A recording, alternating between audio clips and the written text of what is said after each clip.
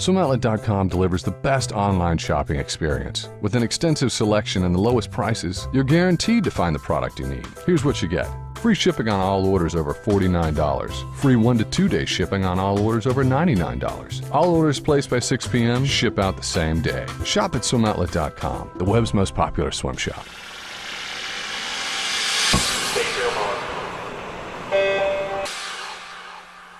Welcome to the Morning Swim Show for Tuesday, July 24th, 2012. I'm your host, Jeff Commings. Later this week, 6 women from Ann Arbor, Michigan will be braving the treacherous waters of the English Channel in an attempt to swim from England to France and back again to raise money for ALS and hopefully set a world record in the process. Today in the Finis Monitor, we have 4 of those women joining us: Melissa Cardula, Susan Butcher, Amanda Mercer, and Bethany Williston. Ladies, welcome to the Morning Swim Show. How are you today? We're good, thank you. Good. Thanks. I also want to mention the other 2 women on the team that weren't able to be with you today, Jenny Sutton-Jellett and Emily Krieger. Now, the obvious question is, who came up with this idea to swim the English Channel? Amanda did. Guilty. Amanda, so what was the nugget that kind of got this whole thing going? Well, I think, as swimmers, the English Channel is sort of always in the back of your mind. And Bethany and I had talked about it over the years. And I think it all started to come together when I became involved with a local charity called Ann Arbor Active Against ALS after a friend and neighbor was diagnosed in 2008. And when I started thinking about the possibilities of putting this team together and doing it to raise awareness and money to find a cure, then it started to take on shape. And that's when we started sort of telling Melissa she was going to swim and recruiting Susan, and it's been great. So it wasn't just, asking, it was demanding that they're going to be a part of this. Well, I remember some sort of a warm water swim like Hawaii talked about, and all of a sudden it's no English Channel. So I would imagine, you have to be very experienced swimmers to be taking on this English Channel. Just kind of go around and talk about your individual swimming experiences. I started swimming competitively when I was 5. I swam through college, well, the first 2 years of college. And after that, I lived in D.C. and I did the Chesapeake Bay swim every year and a bunch of other open water swims. And then Amanda and myself and Amanda's husband, the 3 of us did a relay across the Tampa Bay, which is 24 miles a bunch of years ago, and my husband kayaked the whole thing. So we've done some open water swimming, but not the cold water that we'll encounter in the English Channel. And I was also an age group swimmer growing up, and I swam at Michigan State and then continued with masters swimming. I grew up swimming, and I swam at Eastern Michigan, and came back after taking a few years off, and I got into triathlon, and that's how I met these lovely ladies and got recruited to join the team. And I swam in high school, and I played water polo for University of Michigan College, and then I've been a pretty active master swimmer since then. And I imagine there's a lot of training involved. I mean, obviously, as you said, the English Channel is kind of the brass ring for all swimmers.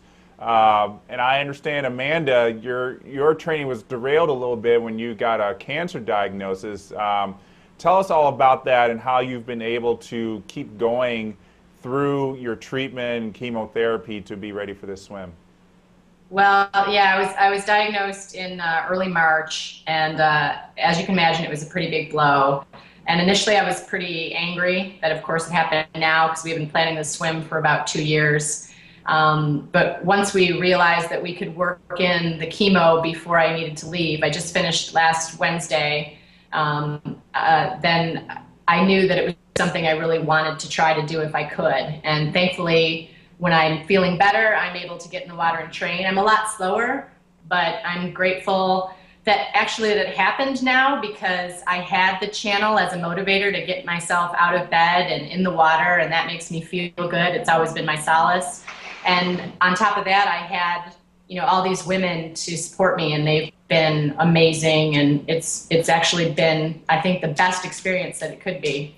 Susan, tell us about the support that you've been seeing from the Ann Arbor community for this swim. Oh, we've had a lot of support. We just had a fundraiser a few days ago, and we had just wonderful showing from the community. A lot of family, friends were able to make it.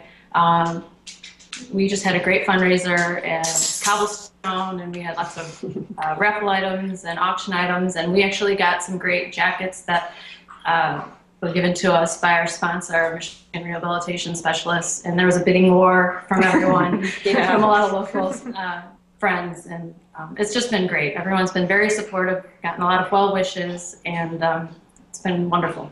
And Melissa, I understand this is, as I mentioned at the top of the show, this is not just going across the English Channel once. This is going from England to France and then back. Was that always in the plan, or was this initially just a single crossing?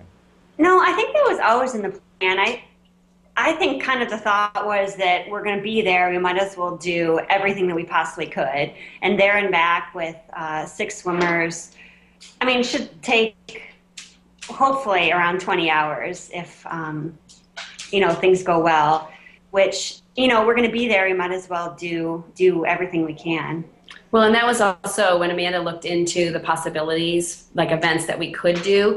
One of the things that she found out was that there's a world record held by 6 women from Mexico who have done a double crossing of the English Channel. And so that really appealed to her and to all of us to try to, make the record a USA record. Yeah, that world record is just under 19 hours. Now, just to kind of give viewers a little background on what a relay swim at the channel is. Everybody swims an hour at a time. You take turns swimming for an hour. So by my calculations, it basically means everybody's going to get to swim 3 times, correct? Right. Ideally. Ideally, yes. So, as you said, Bethany, not really having any cold water swimming experience, I mean, what do you think is going to be the biggest challenge for you guys to complete this swim? Not just to break the world record, but to be able to complete it. We've all had various fears going into this, and one of the fears was the cold water.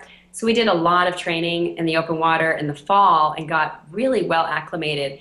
And unfortunately, our summer has been, in the 90s plus every day. So every pool and every lake around here is really warm, even Lake Huron, where we went swimming a couple of weeks ago. Even that was very, very warm. So when we get there, we're going to have to do some more acclimating. We have a few days once we get there to settle in and get used to the cold water and the salt water. But, there's all kinds of things. There's swimming at night. There's jellyfish. There could be debris in the water. Sighting off of a boat is something new that none of us have done before.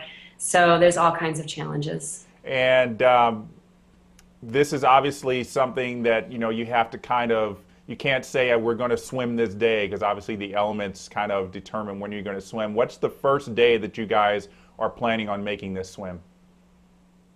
The first day we could swim is most likely July 27th. So it's the same day as the opening ceremonies for the Olympics, which is kind of fun. But it'll all be dependent on our pilots. Our boat pilots will make the determination of whether the weather is good. They're aware that we want to set the world record, and so they want to make sure we get the best conditions possible. Because obviously if we're getting 3 or 5 foot swells, that makes it a lot more challenging. Yeah, wow, this is going to be a lot of great news coming out of England, all the Olympic stuff going on, but we'll have to definitely keep our eye on this world record. I mean, that would just, at least in swimming world, that would probably be just as big as an accomplishment as somebody winning a gold medal at the Olympics. Thank you. So let's go back to this fundraising you guys are doing for ALS, also known as Lou Gehrig's disease. How much money have you guys raised so far, and what's the goal? We're at about $63,000 now, and our goal is $120,000. So like on our website, we've got a little swimmer that swims to England and France, and she's just made the turn back from France. So we're just over halfway, and people can donate at channel4als.org. All right, well, we're definitely hoping people do that. We want to see that little swimmer on the website get back to England. Ladies, I really think this is a great thing you guys are doing, not just for raising money for ALS, but just a lot of inspiration, I'm sure, for open water swimmers out there. Everyone here at Swimming World wishes you the best of luck, and keep us informed how it goes. We will. Thank you. All right, we'll have safe travels over to London. over to England. Thank you. Thank All you. right. So that's 4 of the 6 ladies for the Channel for ALS relay that's going to be swimming the English Channel. We invite you all to stay tuned for their progress, as we all will. And we invite you to also go to our Facebook and Twitter pages to join in the conversation. Our Twitter handle is @SwimmingWorld. That's going to do it for today's show. Thanks for watching.